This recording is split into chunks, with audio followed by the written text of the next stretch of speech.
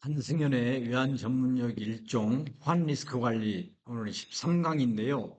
오늘 다룰 주제는 좀 종류가 많네요.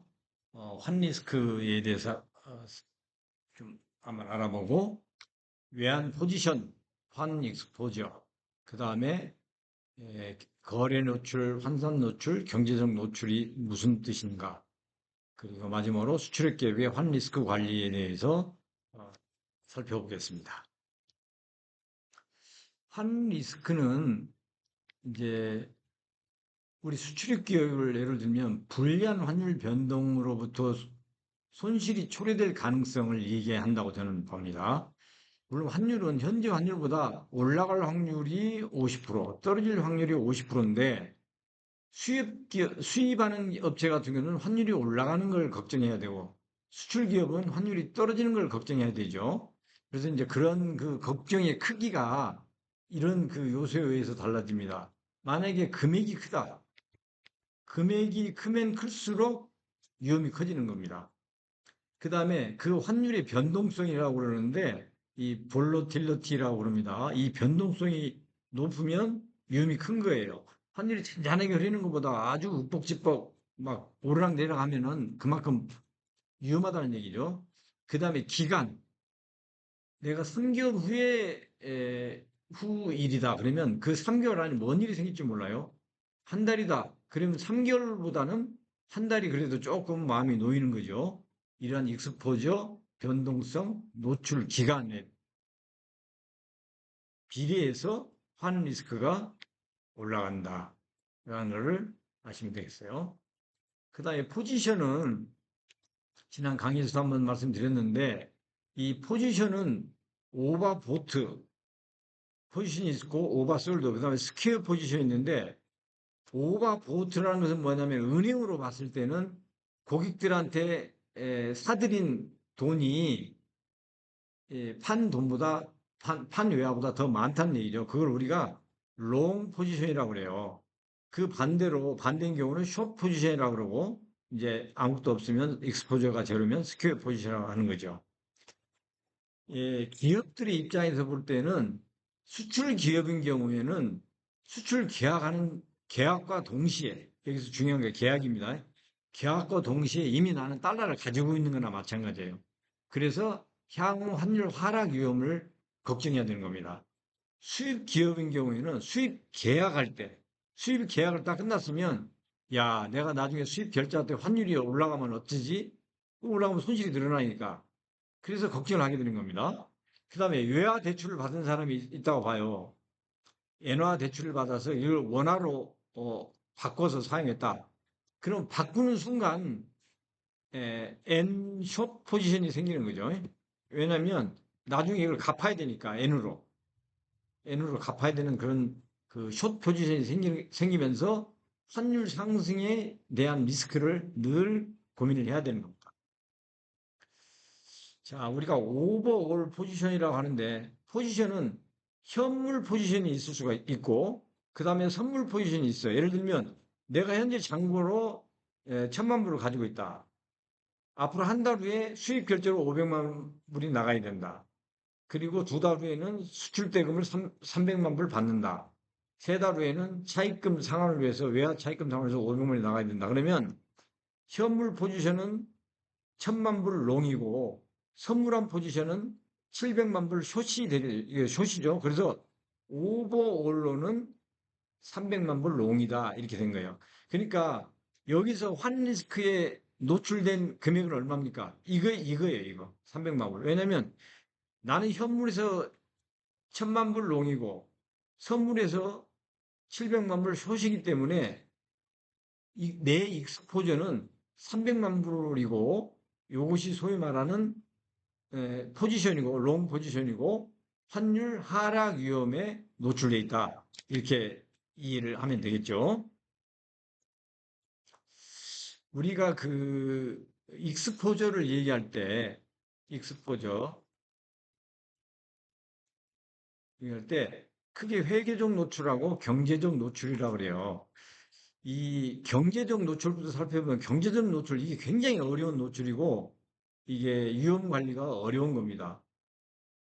내가 아무리 잘하려고 해도 우리나라가 지속적으로 수출 흑자가 난다. 그 다음에 경제도 굉장히 강세다. 그럼 환율이 어떻게 됐어요? 달러 대 예를 들어서 원화의 환율이 지속적으로 떨어지는 거죠. 계속 지속적으로 떨어져. 그럼 수출 기업은 여기서 굉장히 괴롭겠죠. 수출 기업. 수출 기업은 환율이 계속 떨어지니까 불리하다 이 말이죠. 불리해. 근데 이걸 어떻게 관리하냐 이거죠. 이거는 사실상 관리하기가 무척 어렵습니다. 그래서 이런 상황이 되면은 수출 기업들이 나 못 살겠다 이렇게 하고 그러면 한국은행, 중앙은행이나 한국은행이 그거를 어떻게 수출 환율 하락 속도를 좀 낮춰보기 위해서 여러 가지 시장 개입도 하고 그러는 거죠. 경제적 노출 관련해서 환위험을 이겨내는 방법은 결국은 생산성을 향상하고 기술을 차별화하는 방법이 핵심인 것 같아요. 나머지는 뭐 이렇게 얘기가 나왔는데 그렇다는 얘기고 또 예를 들면 미국 같은 경우는 달러가 자기 그 나라에 통하고 대부분 달러로 수출을 한다 그러면 뭐 환 리스크가 없는 것 같지만 여기도 마찬가지예요.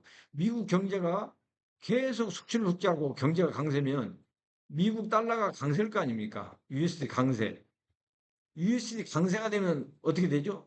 미국의 수출 기업들이 힘들어하죠. 이렇게. 여기서는 달러 대 원화에서 환율이 떨어지면 원화가 강세잖아요. 그죠? 예.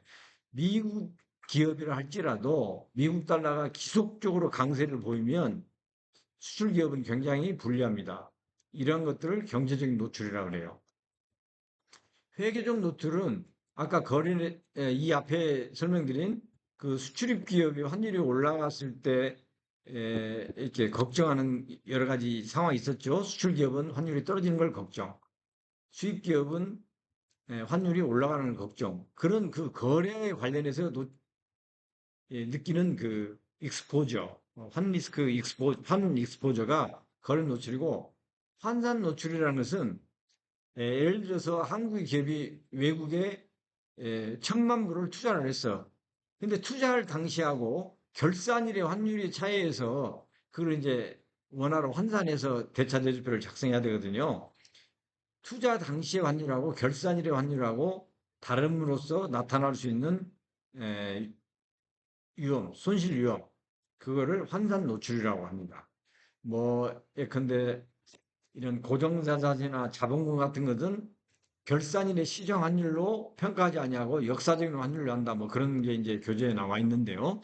여러분들 보시면 이해하시면 되고요. 한번 읽어보시면 되고.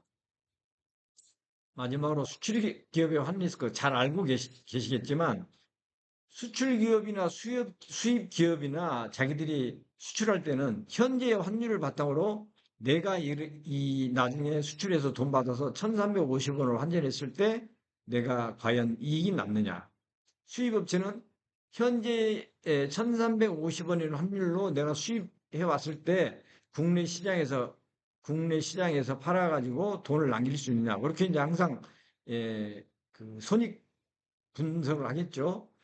그런데 수입업자인 경우에 1,350원을 염두에 두고 수입 계획을 차기를 했는데 수입 결제를 가보니까 환율이 1,500원이 돼버렸더라. 이러면 이제 골치가 아픈 거죠. 이게 환율이 올라가는 거에 대해서 리스크를 가지고 있는 거죠. 이걸 관리를 해야 돼요. 반대로 수출업체는 나는 1달러를 가져오면 1,350원으로 환전을 할 걸로 생각했는데 내고를 해보니까 1,200원밖에 안 되더라. 그러면은 나는 1,350원은 받아야 인건비도 주고 외상값도 갚고 이렇게 할 텐데 이 1,200원 받아갖고는 이걸 다 정리를 할 수가 없겠죠. 그래서 환율이 떨어지는 거에 대한 그 리스크를 항상 가지고 있는 거예요. 이게 소위 말하는 수출입 기업의 환 리스크예요. 여기서 우리가 꼭 알고 넘어야 될 것은 수출입 기업의 환 리스크는 계약하는 날짜부터 시작되는 거예요. 계약하는 날짜. 그렇죠?